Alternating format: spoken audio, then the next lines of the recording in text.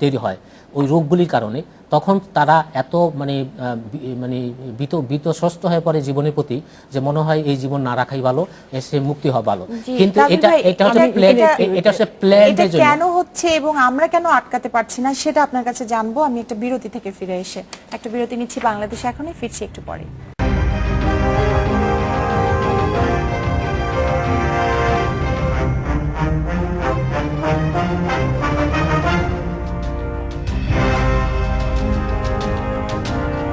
স্বাগত আরো একবার, দেখছেন বাংলাদেশ এখন। তাজুল ভাই, বিরতির আগে আত্মহত্যার প্রবণতা কেন বাড়ছে সেই প্রসঙ্গে আপনি বলছিলেন শিশু কিশোরদের মাঝে প্রবণতাটা কিশোরদের মাঝে বেশি বাড়ছে, সে বিষয়ে আপনি? জি, আমি ওইটা ওই প্রসঙ্গের জন্য দুটো বলছিলাম যে একটা হলো প্ল্যান প্রোগ্রাম করে, এগুলি আসলে বৃদ্ধ বয়সে যারা ডিপ্রেশনে ভুগে তারাই করে, পরিকল্পনা করে। কিন্তু আজকে যে আলোচনা যেগুলি আপনি যেগুলি উদাহরণ দিচ্ছেন, কথা বলতেছেন, এবং সেটাই হচ্ছে যে টিনেজ গ্রুপে যেটা কাজ করে, তাদেরটা হচ্ছে প্ল্যান নয়, তারটা হচ্ছে ইম্পালসিভ। হঠাৎ করে আবেগতাড়িত হয়ে কোনো অভিমানের কারণে বা ক্রোধের কারণে, অপমানের কারণে তার এই কাজগুলি করে। ইপটিজিং বলুন, প্রেমে ব্যর্থতা বলুন, অথবা পরীক্ষায় ব্যর্থতা বলে চলুন, এগুলি কমন ফিচার হচ্ছে এই যে তারা তিনটা জিনিস। একটা হচ্ছে ফ্রাস্ট্রেশন টলারেন্স কম, তারা হতাশা সহ্য করার যে ক্ষমতা এটা অনেক কম থাকে। আরেকটা হচ্ছে তারা ইম্পালসিভ, অর্থাৎ জোকের মাথায় পরিণাম ভাবনা চিন্তা না করে কিছু করার অভ্যস্ত হয়ে পড়ে। 3 নম্বর হচ্ছে তাদের ভিতরে কোপ করার ক্ষমতা, যে মানসিক চাপের সময় যে নিজেকে ম্যানেজ করা, স্ট্রেস ম্যানেজমেন্ট বলি, এগুলি আমাদের তাদের ঘাটতি থাকে।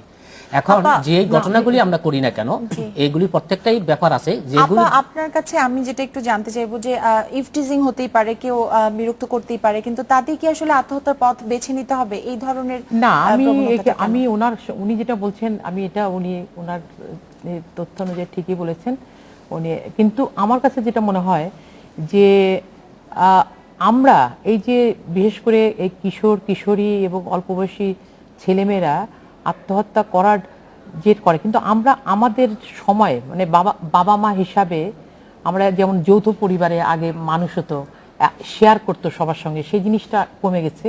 তারপরে বাবা মার এখন সময় নাই, একেবারে তৃণমূলে যারা আছে তাদেরও বাবা মা সময় দিতে পারে না, তারা ড্রাগ খাচ্ছে না কি করছে। যারা একেবারে আপার ক্লাস অথবা মিডিল ক্লাসে তারাও কিন্তু তাদের ছেলে মেয়েদেরকে সময় দিতে পারে না। গুড প্যারেন্টিং, পজিটিভ ডিসিপ্লিন এবং নৈতিক শিক্ষা থেকে আরম্ভ করে ওই জিনিসগুলো কিন্তু এখন নেই। এবং আমাদের এই যে এখন উত্তক্তকরণ বলেন বা ইপটিজিং, আমরা এখন ইপটিজিং আর বলি না, এটা উত্তক্তকরণ বলে, স্টকিং। এখন কিন্তু প্রতিবাদ, হ্যাঁ, এখন প্রতিবাদী না হয়ে তারা কিন্তু বাড়িতে আমি আপনাদের একটা উদাহরণ দেখিয়ে আসতে চাই, অবশ্যই সবাইকে দেখাতে চাইবো যে আসলে অন্যরকম কিছু সম্ভব, মানে আত্মহত্যাই যে একমাত্র পথ সেটা না। আমরা এরকম একটা উদাহরণ একটু দেখে আসতে চাইবো। ও আমাকে বলছিল যে আমি তোমাকে ভালোবাসি, আমি তোমাকে ছাড়া বাঁচবো না, তাই বলছিল। কিন্তু আমি বলেছিলাম যে না, আমি আপনাকে ভালোবাসতে পারবো না কখন, তাই বলেছিলাম। তখন আমাকে বলেছে যে যখন হোক আমি তোমাকে তুলে নিয়ে যে বিয়ে করবো, তাই বলেছিল। আমি বলেছিলাম যে আমাকে কখনো পারবেন না তুলে নিয়ে যেতে, তাই বলেছিলাম। যে সেদিনকে আমাকে তুলে নিয়ে যাচ্ছিল। ধরেন কি যে আমি স্কুল যাচ্ছিলাম, তখন স্কুল থেকে আমাকে ওখান থেকে বলছে যে বিয়ে করার নাম করে ওখান থেকে নিয়ে এসছে। তারপর আমি আসছিলাম না, আমাকে ওখান থেকে জোর করে নিয়ে এসছে। নিয়ে আসার পর ধরেন কি আমার কাছে কানের দুল ছিল, তাও সোনার কানের দুল, তাও নিয়ে নিয়েছে। তারপরে রাজশাহী এসে তখন আমাকে নৌকাতে করে নিয়ে গেছে, নিয়ে যেয়ে ইন্ডিয়াতে নিয়ে যেয়ে আমাকে বলছে তুমি এখানে থাকো, আমি আসছি বাথরুম থেকে আসছি বলে দালালের হাতে রেখে দিয়ে আমাকে চলে গেছে। দালালের কাছ থেকে টাকা নিয়েছে, তো আমি দেখেছি।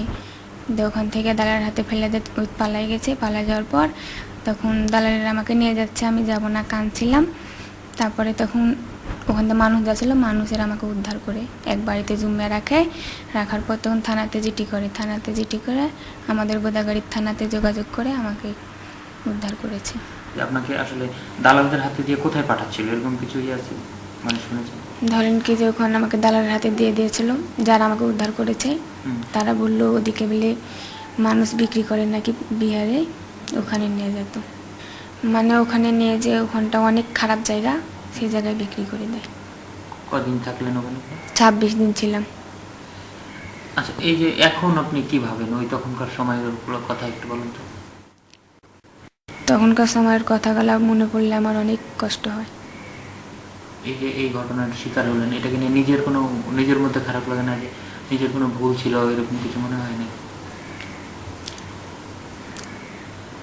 আমার নিজের ভুল, যখন থেকে আমাকে জোর করে তুলে নিয়ে এসছে। আর ধরেন কি যে 10 দিন আগে থেকে জ্বালাতো, এই কথাটা আমি বলিনি কাউকে, তার জন্য আমার ভুল হয়েছে অনেক। আপনি আপনার জীবনে কি করতে চান এখন? এবং ধরেন কি যে আমার জীবনে আমি লেখাপড়া করে বড় হতে চাই।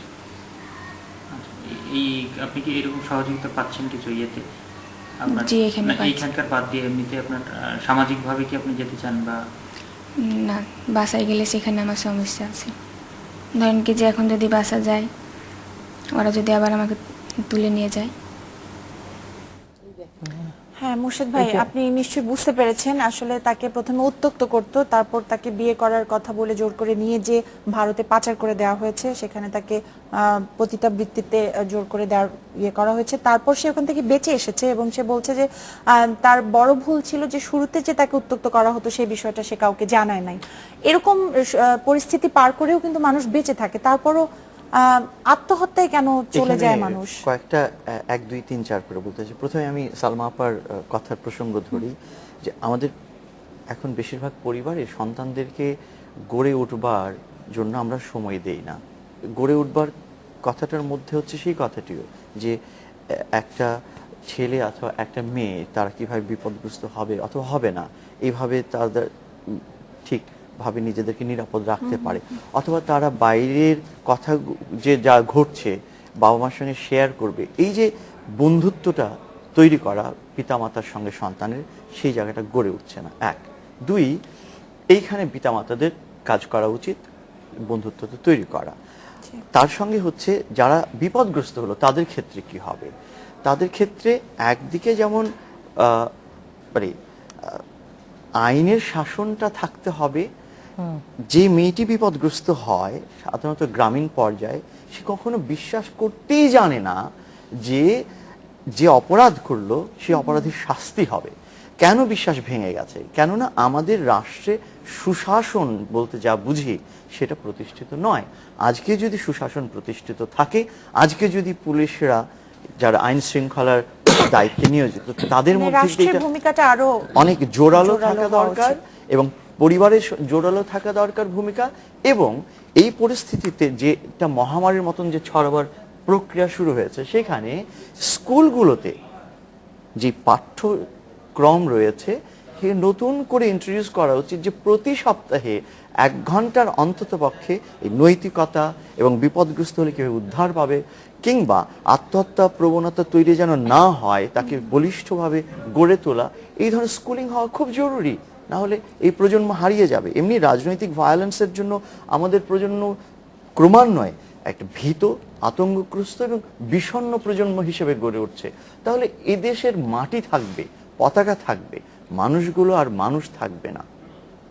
আমি এখানে আমার যেটা মনে হলো মেয়েটা প্রতিবাদী নারী যদি বলি, সেই বিষয়টা অনেকগুলা ধাপ পার হয়ে সে কিন্তু ফেরত এসে এখন কিন্তু অনেক সাহসী নারী আমি বলবো। তো ও দেখা যাচ্ছে যেটা বললেন, আপনিও বললেন যে সরকারের দেশের নাগরিকদের জন্য যেই দায়িত্বগুলা সেটা যদি পালন করতো। জি আপা, এটা তো সরকারের দায়িত্ব। আমি একটু জিজ্ঞেস করতে চাই আপনাকে যে আমাদের দায়িত্বটা, সমাজের দায়িত্বটা কিরকম, আমাদের অ্যাপ্রোচটা আসলে কিরকম হওয়া উচিত? আমরা যদি কাউকে দেখি যে কোনো সন্তানের বাবা মার মধ্যে বিচ্ছেদ হয়ে গেছে, আমরা তাকে বারবার বলছি যে ব্রোকেন ফ্যামিলি ছেলে বা মেয়ে, এই বিষয়গুলো আসলে তাকে কিভাবে এটা তো অনেক সেই বিষয়ে আমরা আমাদের বলবো যে আমাদের কিন্তু অন্যান্য দেশের থেকে আমাদের দেশের মারা বিশেষ করে বাচ্চাদেরকে কিন্তু সেইভাবে নিয়ে মানুষ করে আমাদের এই ঘটনাটা যেটা দেখবেন, এখানে বাবা বন্ধ করে দিয়েছিল, টাকা পয়সা বন্ধ করে দিয়েছিল, সেই জন্য ওরা কিন্তু ওদের সমস্ত কিছু এই সাইকোলজিক্যালি এবং ফিজিক্যালি সমস্ত কিছু মিলিয়ে, তো অতএব এই বিষয়টা তো আছেই। তাছাড়াও এখানে আমি এই কেসটাকে এই কারণে বলতে চাই একটুখানি স্পেসিফিক, যেখানে সে কিন্তু যে সেক্সুয়াল হ্যারাসমেন্টের যে শিকার হচ্ছিল, তাকে বারবার তাকে ইয়ে করছিল, সেখানে ওইটা যেরকম ভাবে আমরা দেখছি যে সেখানে সরকার আমার একটা বিরতি নিতে হবে, আপনাদের সাথে আবার আলোচনায় ফিরবো। একটা বিরতি নিচ্ছি, বাংলাদেশ এখনই ফিরছি একটু পরে।